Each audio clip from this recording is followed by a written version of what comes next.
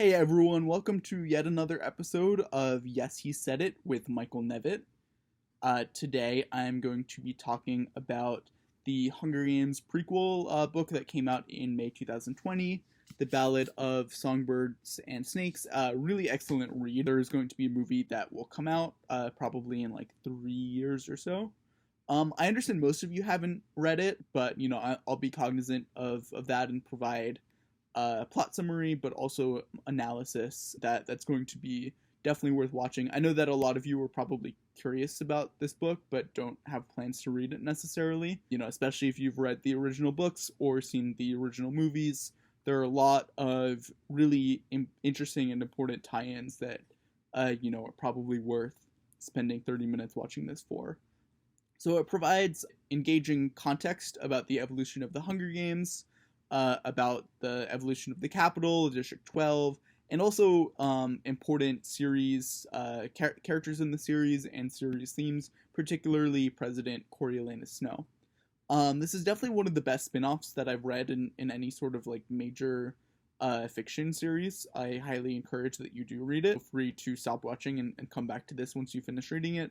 But if you don't plan to read it or don't plan to read it unspoiled, or if you've already read it, definitely watch this video. So the next 12 minutes or so are going to be plot summary so that everyone's on the same page, and then the final 17, 18 minutes are going to be analysis and talking about the themes of the book and about what we can learn about the original trilogy from this. Also, just wanted to flag, I'm filming this on May 29th. I think I'm going to hold on to it for a few weeks. Obviously, you know what day I have published it. I do not yet. With that being said, let's go into a plot summary.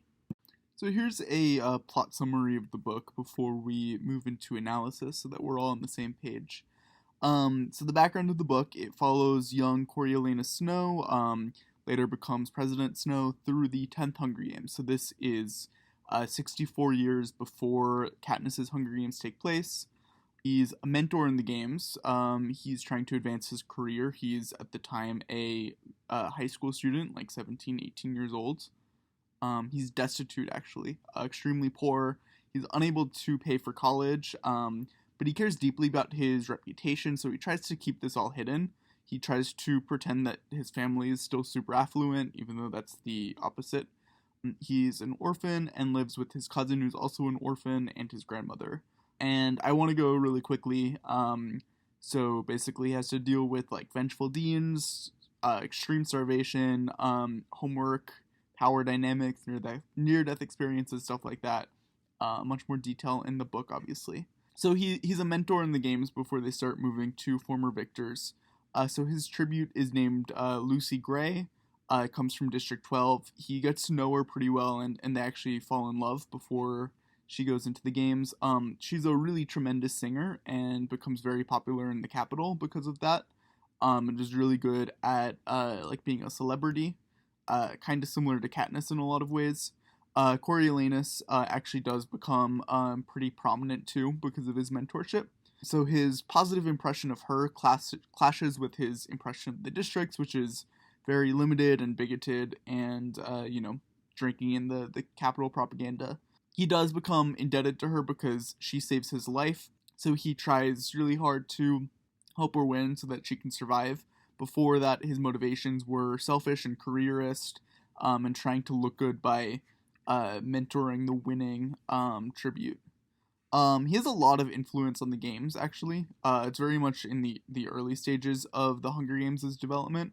So he becomes this, like, weird, like, not that willing mentee of the head games maker, Dr. Gall, who's an extremely weird, intense character. So he helps reform the games and makes it much more watchable, and exciting. So he's actually responsible for betting, for, like, feeding tributes, for sponsorship, for, like, the star power. So the previous games before this were pretty boring, but this is much more exciting, and then much more in line with what we expect, given, like, what we know about the games from Katniss's games and the other recent ones. So there's another character who's his age called Sejanus Plinth. He's an unwilling friend. He really likes Coriolanus. Coriolanus doesn't like him, But so this character hates the Hunger Games. He's from the districts. He's actually super rich because his father engaged in war profiteering from the rebellion that happened 10 years previously. He's brash, though. He gets himself into trouble. Coriolanus doesn't like this. For example, he feeds starving tributes. And so, like, sometimes this alienates Coriolanus, and sometimes his, like, pro-districts, anti-Hunger Games stances actually influence Coriolanus in a positive way. Interesting back and forth there. But there are a lot of factors that do set Coriolanus back into, like, his normal capital mindset. So, like, there's a tribute who kills a mentor, several more mentors, all of which are capital students, were killed in this rebel bombing incident. Another thing is that Sejanus sneaks into the arena, and Coriolanus is forced to go and rescue him. And then in the time, he's forced to kill a tribute. So he discusses all this chaos and the brutality of the districts with Dr. Gall, the games maker, talks about the never-ending war with the districts, and how they need a controlled environment like the Hunger Games to get all this out. So the games themselves, he cheats to help Lucy win. They were in love. He felt a deep infatuation with her. So he does this in 3 ways. He smuggles her food into the arena. He gives her poison, which she uses to kill 2 tributes. And then he also tampers with snake mutts, which should have killed her, but she survived because he tampered with them so that they wouldn't kill her.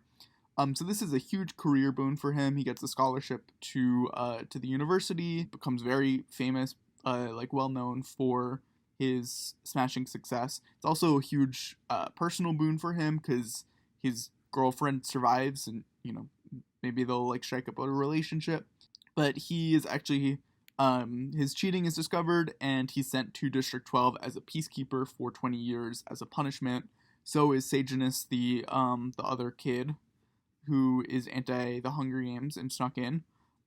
This is really devastating for him because, it's a huge status step down, and like right as things were going his way. So he moves to District 12, he becomes a peacekeeper, he gets to see life in the district. He actually visits many of the spots in the original books, like the Hob.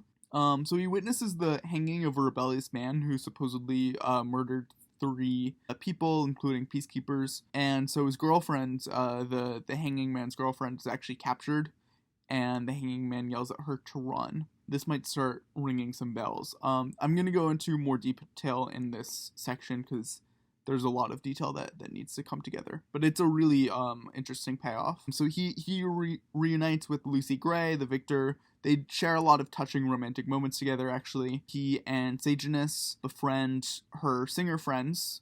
They all hang out together, they go to the lake together, stuff like that. So he hears a lot of Katniss's songs that Katniss has learned somehow and sings. A lot of them were written by Lucy Gray, including the Valley Song and That Makes Peeta Fall in Love with Her, and the Meadow Song that she sings to Rue as Rue dies. He also deals with extreme jealousy for Lucy Gray's ex. He becomes extremely possessive, which is a tough look for him. He also becomes obsessed with mockingjays, which were all over the district. He tries to kill them all. He leads a crusade to try to eliminate them.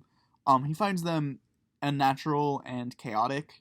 The opposite of what he stands for as the capital. I'm sure that you're thinking about how Katniss has adopted this symbol for the rebellion, but even from the beginning, he hates the District 12 Mockingjays.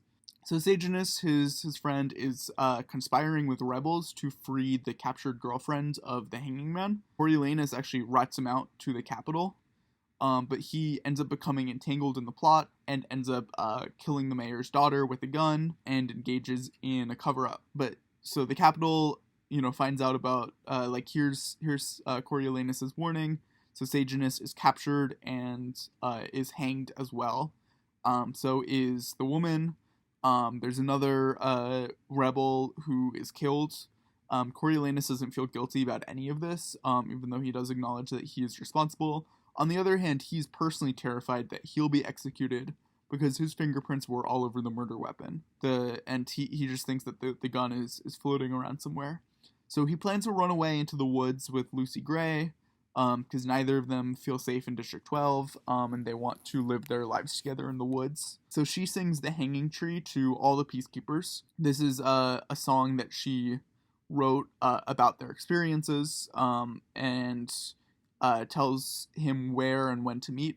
Katniss actually, doesn't know that this is about Snow's experiences, and does end up using this as a symbol of the rebellion, which is a really interesting turnaround, and there's a lot of interesting stuff that I'm going to go into with that song.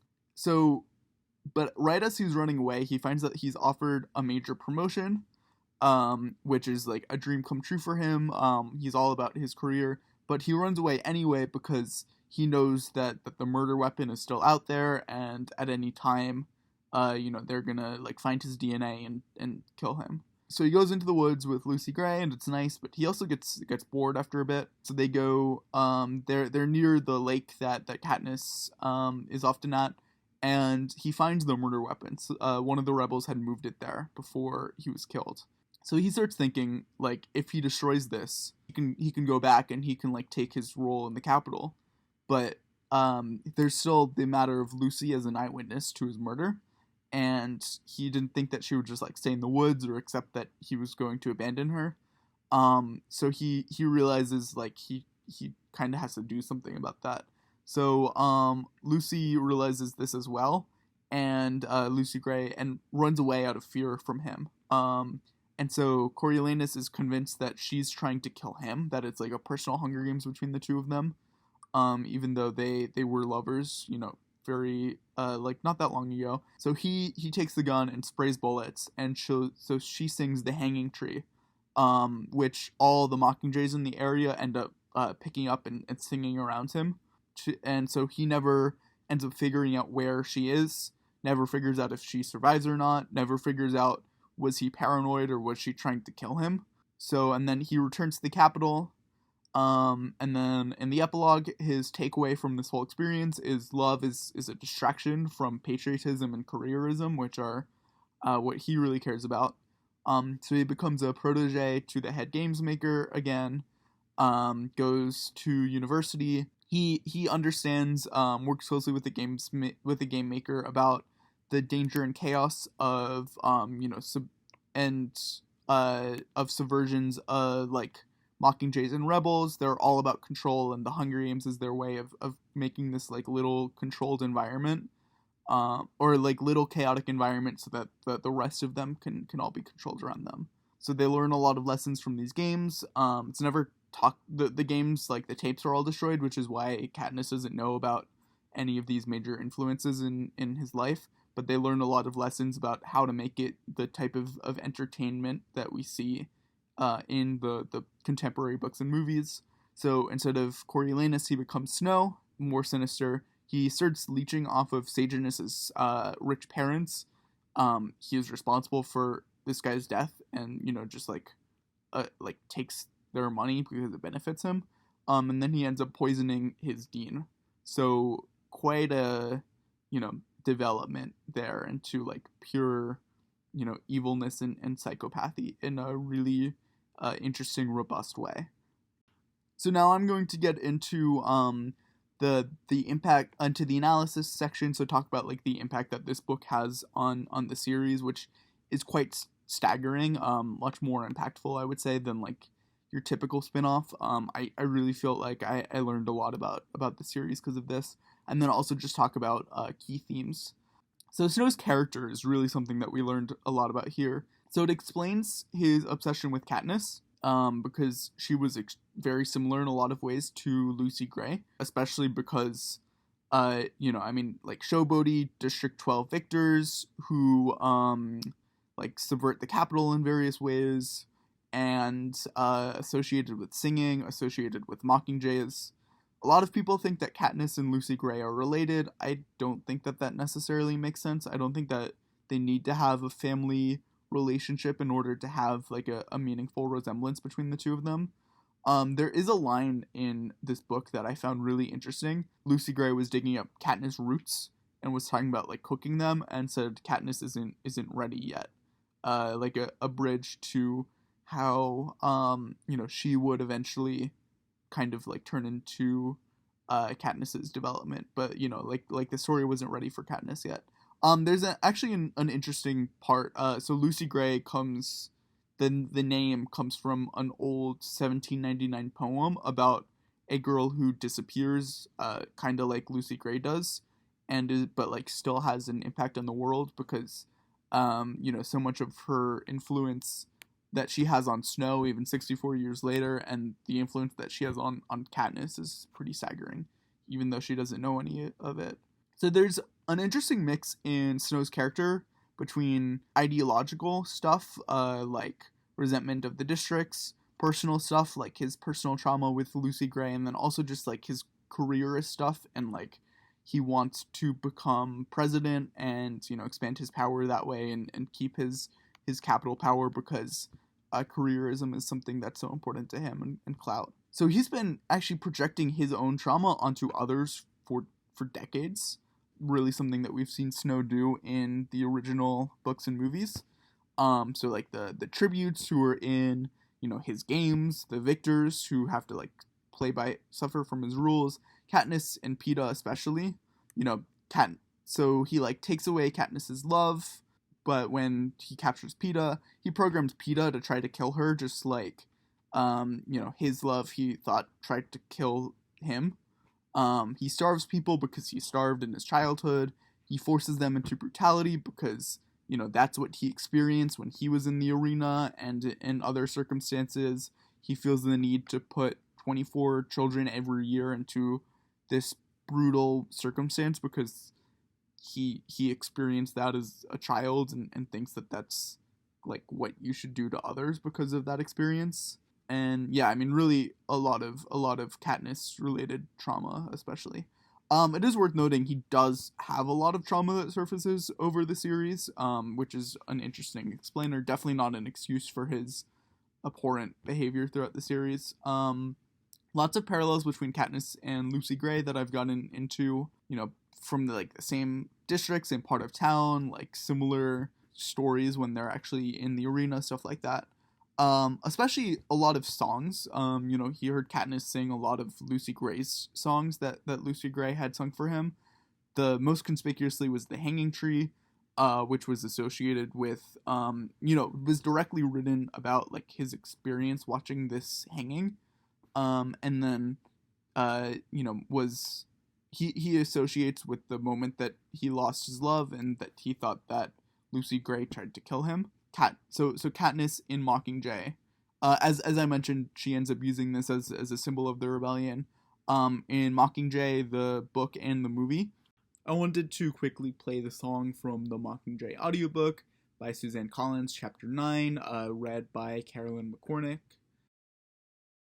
Are you coming to the tree where they strung up a man, they say murdered 3? Strange things did happen here, no stranger would it be if we met up at midnight in the hanging tree. The mockingjays begin to alter their songs as they become aware of my new offering. Are you coming to the tree where the dead man called out for his love to flee? Strange things did happen here, no stranger would it be if we met up at midnight in the hanging tree. I have the birds' attention now. In one more verse, surely they will have captured the melody, as it's simple and repeats 4 times with little variation. Are you coming to the tree where I told you to run so we'd both be free? Strange things did happen here, no stranger would it be if we met up at midnight in the hanging tree. A hush in the trees, just the rustle of leaves in the breeze, but no birds, mockingjay or other. Peeta's right, they do fall silent when I sing, just as they did for my father. Are you coming to the tree where a necklace of ropes side by side with me? Strange things did happen here, no stranger would it be if we met up at midnight in the hanging tree. She sings it for the cameras, so she's in the same location in the lake outside District 12. singing the same song. The same birds are picking it up. Similar singer, like her and Lucy Gray. And then they're both threats to Snow in various ways, or at least that's how he interpreted it. So, I mean, definitely, I understand that there's a lot of personal stuff that's getting dredged up for him. But he does weaponize his trauma against other people. So he also has to, deal with familiar locations in 12. District 12. I kind of wonder if that was a motivation in destroying District 12. He's also has a lot of war flashbacks and, starvation. He's terrified of when bombs are falling and, like, the destruction that the capital faced during the rebellion. But then, he's still trapped in and watching the capital fall around him in the second rebellion, the Katniss's one. We also do get insight into the capital's ideology. It's, like, legitimately poor and destroyed at this point, 10 years after the rebellion. Very different from, like, the luxurious side that we see. It kind of reminds me of how people in post-war Russia seem to talk in, like, the 1950s, when that country was just, like, totally decimated by World War II. A lot of people, or at least some people, even engaged in cannibalism, even, like, titans of industry in the capital. Even 10 years later, there are somewhat strict food rations. Coriolanus, in particular, is starving. But, I mean, that's a far difference from, like, the, like, gluttony that we see in the original books. So they're also constantly terrified of District Rebellion. I can kind of see why. Like, there is a lot of violence that does go on between them. But they really never gave diplomacy a shot. They, like, never considered that they could work together instead of just being at eternal war. And he also never, the capital never, including Snow, never tried, like, giving them a situation that isn't materially deprived and seeing if less violence occurs because with less oppression. Yeah, I mean, that's not something that they tried. It's something that totally would have made sense and probably would have, led to a lot more peace and definitely would have led to a much higher quality of life for so many people in Panem. But it's not something that they ever considered. We also do see a lot of evolution of the Hunger Games. All of it is Snow's doing, which was really interesting and I wasn't quite expecting. He had a huge role in the games from start to finish. His father actually submitted the original idea for the games. It was like pure torture in the beginnings, but then it turns into division and distraction and control, stuff like that. So some key themes in the book that I want to explore briefly. One of them is psychology, especially the nature versus nurture. But one of the big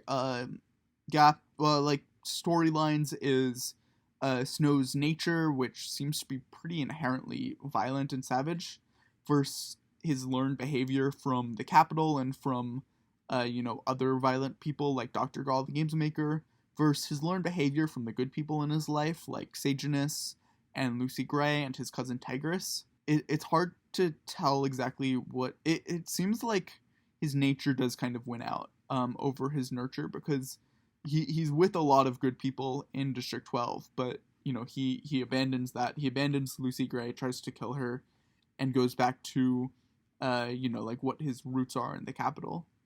There are also a lot of questions about, like, what the natural state of people are. Are people good, or are people chaotic? Snow seems to think that people are chaotic. Other characters like Saginus and Lucy Gray think that they're more inherently good. And another question is, like, what is the natural state of people in the districts?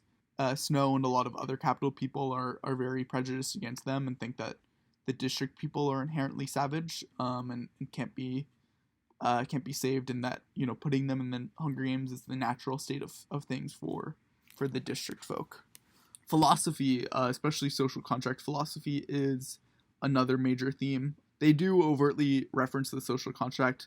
A lot of it has ties to Thomas Hobbes, who was one of the original social contract theorists.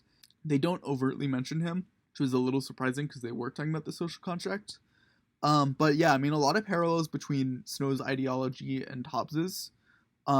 They believed in a very chaotic nature of man. State of nature is in a state of war, Hobbes said. He believed that security was extremely important and control and stuff like that, and that freedom was worth giving up so that society and individuals could have that security.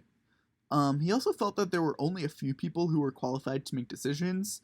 In this case, it's people like Snow and Dr. Gall and the capital institutions acting as a leviathan, which is Hobbes' word for dictator over everyone else in the country, and the only one who's really qualified to make those decisions.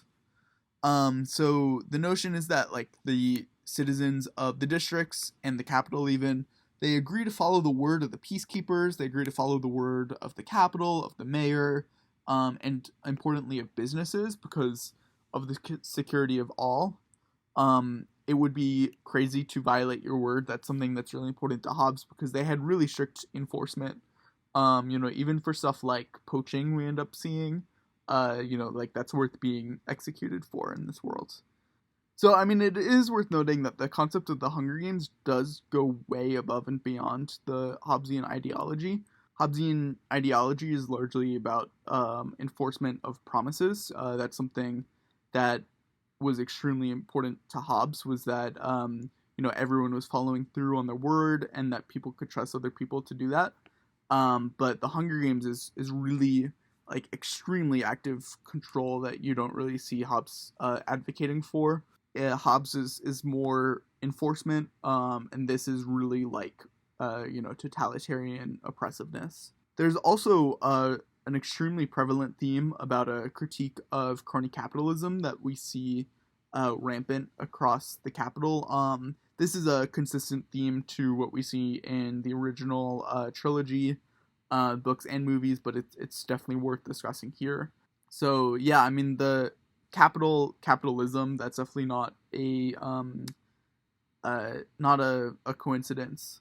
So there's really apparent bribery in this series, in this book, especially the Plinth, Sejanus's parents. Many of the mentors even got their coveted spots as mentors because of their influence, not because of their merit. Like Sejanus got his because his dad has money. Some of them got them because of their family name. Some of them got them because their parents or their cousins have various influential positions. So as Coriolanus demonstrates, he's he has a ton of merit. I mean, like psychopathic merit in a lot of ways, but in terms of his qualifications as a student, he's an excellent student.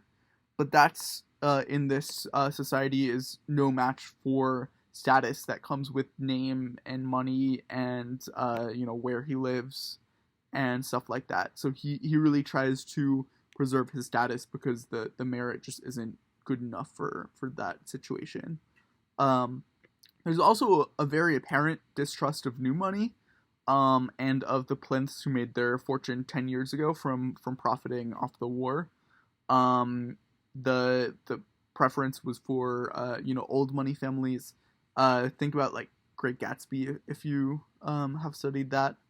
So the book also emphasized the lack of the social safety net that a lot of these the district people especially experienced, and they also emphasized the volatility, the boom and bust cycle of unregulated capitalism that could lead to a lot of devastation. Like Snow's family was rich 10 years ago, but they were destitute because their investments were destroyed in the war.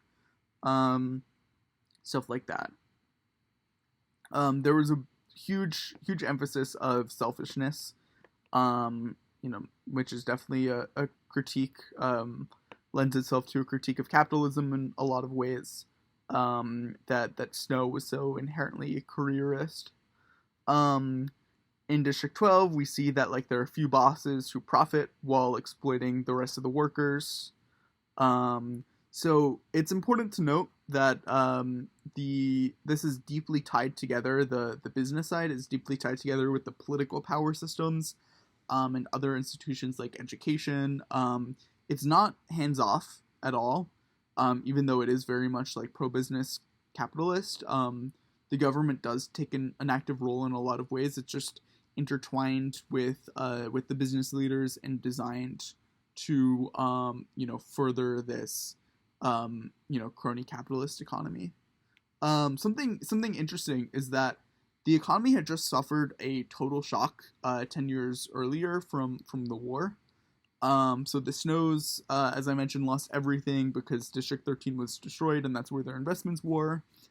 There's one family who invested in luxury hotels, but nobody was traveling. So I mean, I guess it's kind of interesting to see what the world and the economy will look like after coronavirus. I mean, this is one obviously fictional example of, even the most affluent city in the world was still, like totally struggling because, there's so much that had changed after this shock, and then especially without a safety net and without reliable, like in a system that's prone to volatility, kind of like the American system today. So, that's definitely a sobering thought. But yeah, I thank you everyone for watching. I hope that you learned a lot, whether you read this book or not, but got a nice summary and understand a little bit better about what was happening. And I think that the impacts on the series and our understanding of Snow and the capital and also the themes that are going on, like the social contract, and this like critique of capitalism that we see throughout the series. I hope that you learned about that. Have a good one. Thank you, everyone.